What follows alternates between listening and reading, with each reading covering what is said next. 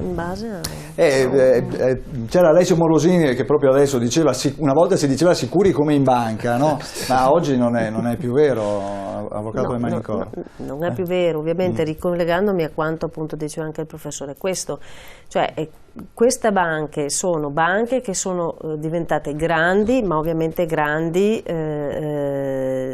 non veramente facendo lavoro di banca, quindi raccogliendo, ma proponendosi proprio per diventare grandi, perché a questo punto mi viene da dire questo, proprio per diventare grandi e per contare di più, hanno perso un po', diciamo, quello che era la loro iniziale vocazione di banca popolare, e quindi hanno cominciato ad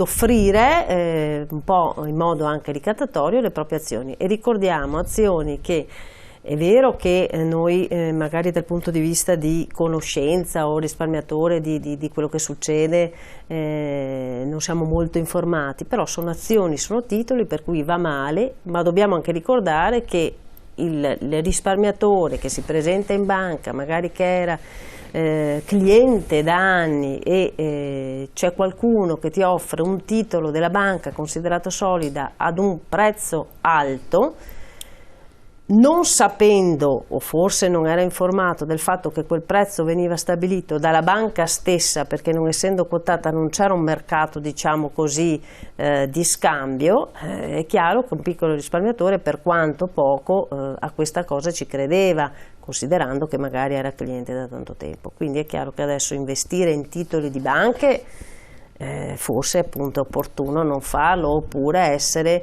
ben informati o farsi ben informati. Certo, questo è il discorso. Sul discorso, mi permetto, sul discorso della Banca d'Italia, che è vero che doveva vedere la stabilità, però penso anche che nel momento in cui si renda conto che questo tipo di banche ha un certo tipo di raccolta a fronte anche di questo tipo di azioni, visto che aveva fatto controlli e qualche multa l'aveva data, pur anche poco, lo vedo difficile, insomma, che la Banca d'Italia non potesse essere a conoscenza o non potesse fare delle azioni, se non direttamente, insomma, a tutela di.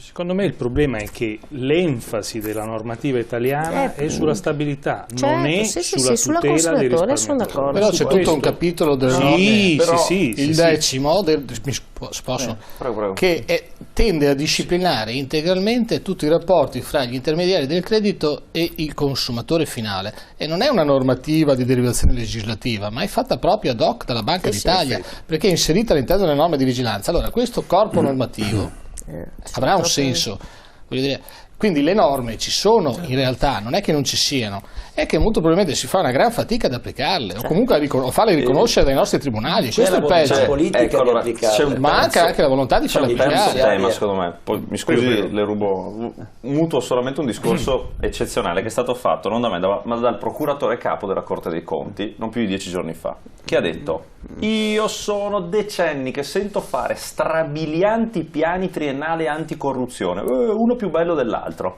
però non vengono mai applicati. Perché? Perché non c'è bisogno di strabilianti piani anticorruzione, ma c'è bisogno di gente che non rubi. E questo è il punto.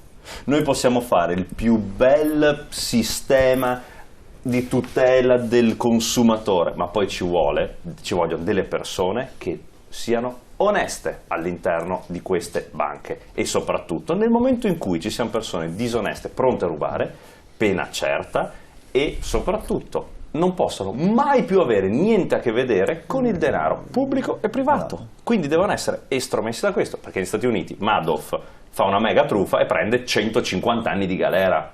Allora questo è anche un caveat, come per dire, caspita, attenti tutti, perché vi pigliate 150 anni di galera. E li fa tutti. E li fa tutti.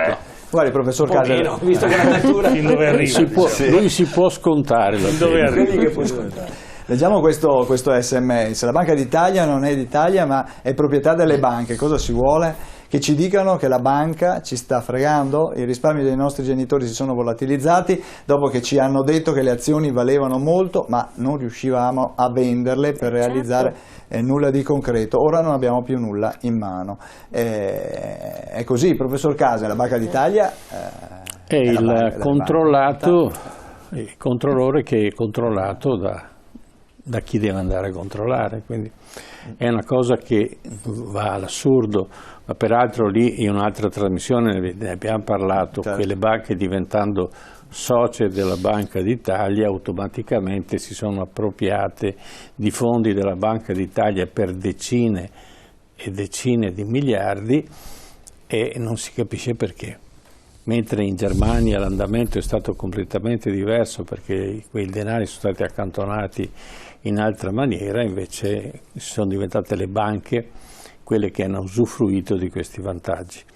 Poi non parliamo di tutti i meccanismi che lì non hanno colpito direttamente i cittadini, però ricadono su tutto l'andamento negativo del bilancio dello Stato. Le reazioni dei nostri telespettatori purtroppo sono legate a mere invettive giuste e giustificate. E quello che io cercherei di fare in questa trasmissione è cercare di coalizzare queste persone in maniera tale che si possano difendere, perché il vantaggio delle banche, che alla fine, io ho visto questo centinaio di persone che è andato a parlare per 2 minuti, quindi raccontava, aveva il tempo materiale di raccontare una storiella, che alla fine era uno sfogo e basta, non è che poteva in qualche maniera incidere, perché poi quelle 4 frasi lapidarie di Iorio hanno citato: signori, così se vi piace, se no è così lo stesso. Allora mi domando io, se una banca come quella Popolare o altre banche di questo genere si coalizzava, se ci fosse stata la volontà, non sarebbero saltate. Il voto no, dice bene, e allora domani mattina cosa facciamo? Perché la Popolare è collegata a tutte le altre banche, si crea un effetto domino non da poco e si crea un'attenzione verso la politica che non la chiamerei politica, perché la politica è un termine sacro, spesso viene utilizzato male come la religione, no? E chi gestisce la politica, quindi chiamerei la partitica, che sbaglia, perché usa la politica a suo uso e consumo come viene usato il potere bancario.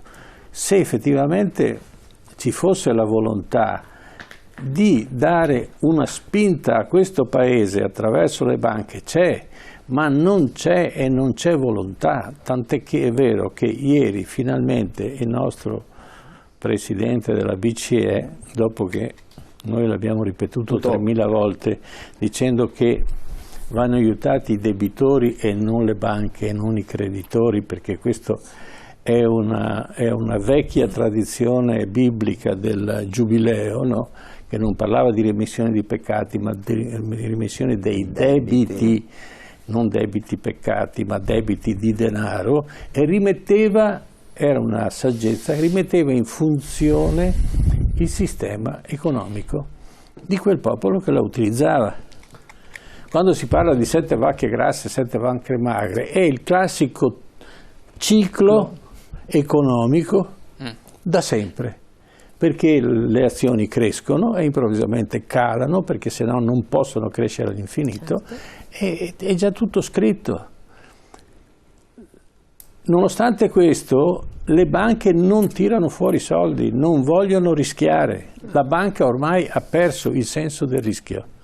Primo, perché la giustizia non funziona, sia nei confronti della banca, sia nei confronti dei cittadini. Per cui la banca si trova ad avere una massa immobiliare mostruosa in un momento di crisi immobiliare per cui manca la liquidità. Allora viene iniettata forzosamente dalla banca, dalla BCE, e si crea un debito che prima o dopo dovrà assolvere. Adesso poi Draghi finalmente ha detto: date i soldi ai debitori, così, oppure prestate i soldi, addirittura vi pago se li prestate, vi do anche i soldi. No, certo. Ha invertito l'ordine dei fattori, il prodotto non cambia. Perché? Perché è impossibile. Io un meccanismo di involuzione non è che in 2 minuti io faccio fare inverto la rotta, ed è impossibile che questo avvenga. Allora per la banca è più facile fottere l'azionista che non dare ricerca di rischiare da destra a sinistra, dice ma forse mi pagano, forse è una fatica, e poi in questa fatica io devo mantenere un sacco di persone che devono attivarsi. In questa maniera io invece faccio molto presto, raccolgo soldi, chiudo e addio. Allora c'è un altro aspetto, che noi non abbiamo più il potere del denaro, cioè non siamo più proprietari del denaro, perché noi dobbiamo metterlo in banca, qualunque essa sia, certo, siamo e non obbligati. abbiamo né garanzia di controllo, perché la Banca d'Italia abbiamo visto come funziona, perché è controllata dalle banche, quindi non può fare diversamente. Quindi teniamo i soldi lì, abbiamo una garanzia minima che forse ce li restituiranno, indipendentemente dal fatto che io compri o non compri le azioni di quella banca o di altre banche, non funziona, e quindi io sono legato alla necessità di dare i soldi e di non poterli utilizzare e avere il rischio della gestione di un altro, di un terzo, che non mi rende conto di quello che fa. Quindi è un meccanismo perverso e quindi non c'è più la possibilità di far circolare denaro. La liquidità non esiste, i pagamenti oltre una certa cifra non esistono, quindi il cittadino è prigioniero. Attenzione, nel breve può essere vantaggioso per le banche, a lungo termine le banche si finiscono, quindi non possono arricchirsi all'infinito con questi meccanismi. Abbiamo visto con la Monte dei Paschi di Siena, che è stato il primo segnale e che l'hanno risolto in maniera spettacolare, no? Lo Stato ha tirato fuori i soldi. Certo, abbiamo un telespettatore in linea, un attimo solo Moschini, adesso la faccio intervenire. Buonasera, da dove ci chiama? Il suo nome per cortesia. Pronto? Sì, pronto? Buonasera, scusi l'attesa. Il suo nome da dove chiama? Marturano da Padova. Buonasera signor Marturano, prego. Senti, io parlo da Padova. Sì. Sì, ma io volevo parlare un attimo con Berti. Sì, prego, prego. Buonasera.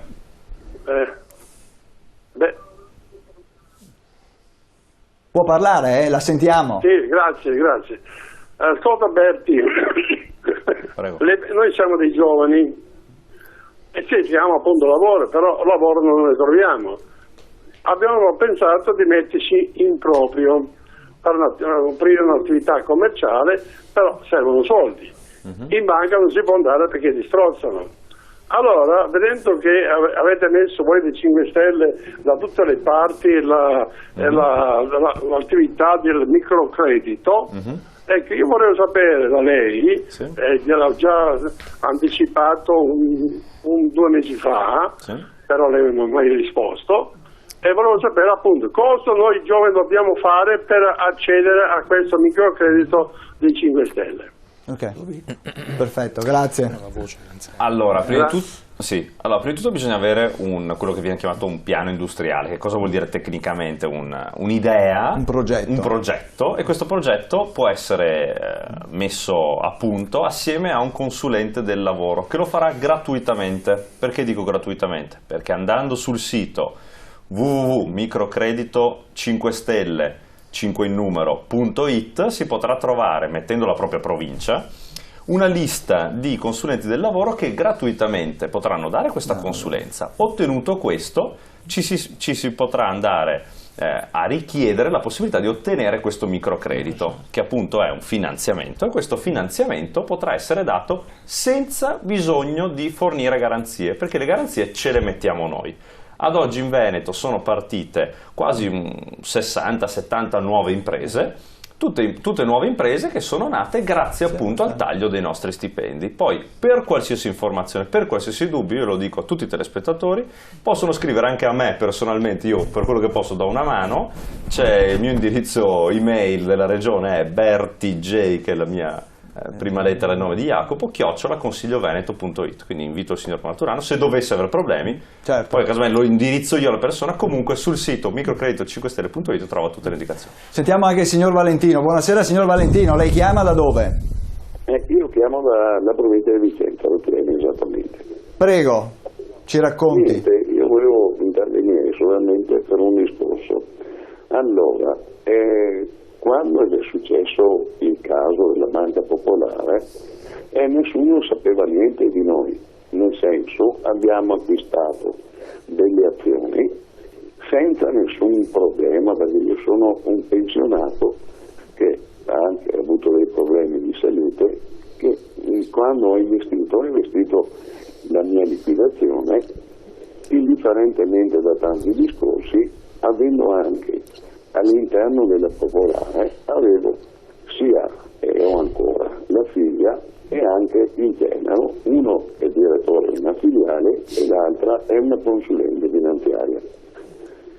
Sono stati fregati anche loro, perché qualcuno dice ma i direttori sapevano, questi sapevano, e invece poverini, che mio genero ha preso una piccola, chiamiamola, eredità che l'ha investita in banca, e mia figlia aveva qualcosa, l'ha investita in banca, io avevo la mia liquidazione investita in banca, ma senza scrupolo di pensare a prendere il 30, il 40%. Purtroppo siamo stati fregati, quindi non è che ci siano dei presupposti di dire qualcuno sapeva. Nessuno sapeva niente, come noi eravamo dei poveri cristi che abbiamo investito 4 soldi per un domani, invece purtroppo siamo rimasti fregati di tanti senza nessun problema. Adesso cosa pensate di fare voi?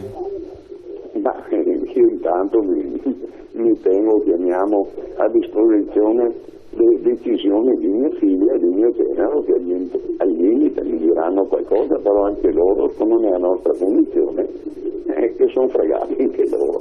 Certo, grazie al signor Valentino. Un altro telespettatore, dopo rientriamo in studio con il dibattito. Il signor Alessandro, buonasera, lei ci chiama da dove? Da Padova. Buonasera signor Alessandro, prego. Può intervenire, la sua voce la sentiamo in studio, prego. Io sono un dipendente della Banca Popolare di Vicenza e anche socio.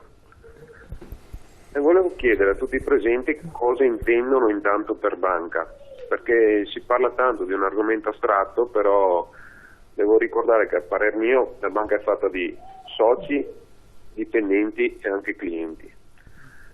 Dunque, partendo dal presupposto che una banca è amministrata da un consiglio di amministrazione, direttore generale, amministratore delegato, qua ci voglia, tante volte si corre nell'errore di dire anche che sono i dipendenti che fanno certe determinate azioni. Non riesco a capire come mai tante volte vengono indicati i dipendenti come esecutori materiali di questi fatti che sono avvenuti e sono venuti al giorno. Parto dal presupposto che a parer mio la Banca Popolare di Vicenza è stata amministrata per un lunghissimo periodo di tempo, anzi forse troppo, da un'unica persona. Probabilmente, forse anche all'esterno non è passato bene il concetto, ma il signor Zonin era il padre e padrone di questa banca negli ultimi 20 anni.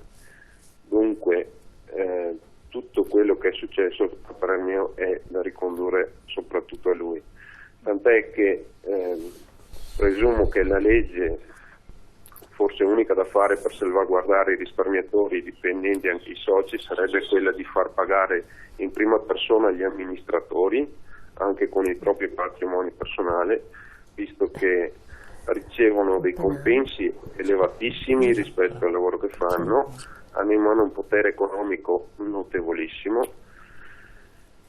e dunque rispondere almeno quando fanno dei danni sarebbe il minimo per difendere la clientela.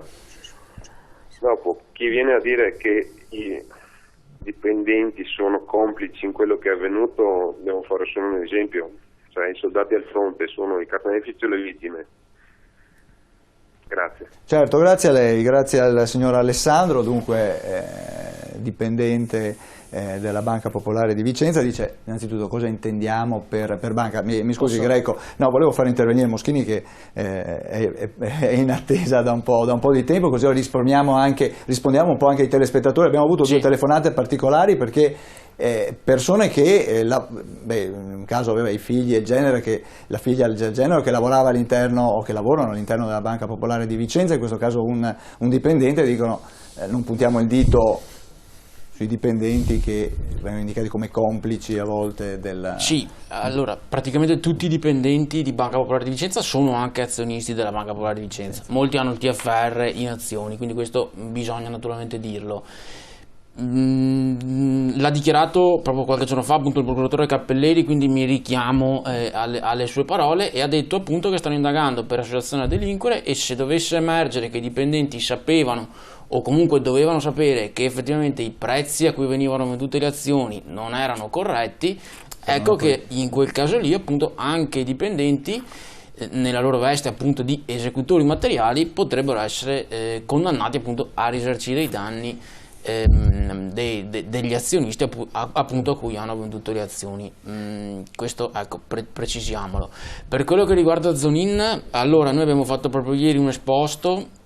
Abbiamo chiesto anche che venga appunto disposto il sequestro dei beni di Zonin, perché proprio in questi giorni dai giornali si apprende che sta distribuendo ai figli le quote delle varie società appunto attive nel settore dei vini, e quindi ecco sta appunto iniziando, anzi più che iniziando, sta finendo l'opera diciamo, ecco, di andare appunto a nascondere i suoi beni. Abbiamo fatto questo esposto per estorsione e minaccia, perché ad un nostro associato è arrivata a casa la lettera della Popolare di Vicenza con cui la Popolare di Vicenza chiedeva a questo associato di restituire 12.000 euro che erano stati prestati a questo azionista appunto per comprare le azioni. Questo è venuto a noi naturalmente piangendo, vabbè, insomma è una cosa che vediamo spesso, e con questa lettera, e in questa lettera appunto c'era scritto che se non restituirà entro 10 giorni questi soldi verrà appunto data via ad un'azione legale e il suo nominativo verrà inserito nella centrale rischi, e quella appunto è una cosa molto grave, perché se il nominativo di un soggetto viene inserito nella centrale rischi, poi questo soggetto non riesce appunto più ad accedere al mercato del credito, quindi non può più avere finanziamenti e niente. Quindi ecco, abbiamo appunto depositato proprio questa mattina questo esposto in relazione appunto a questa vicenda. Due parole sulla politica, ecco, sì, ecco.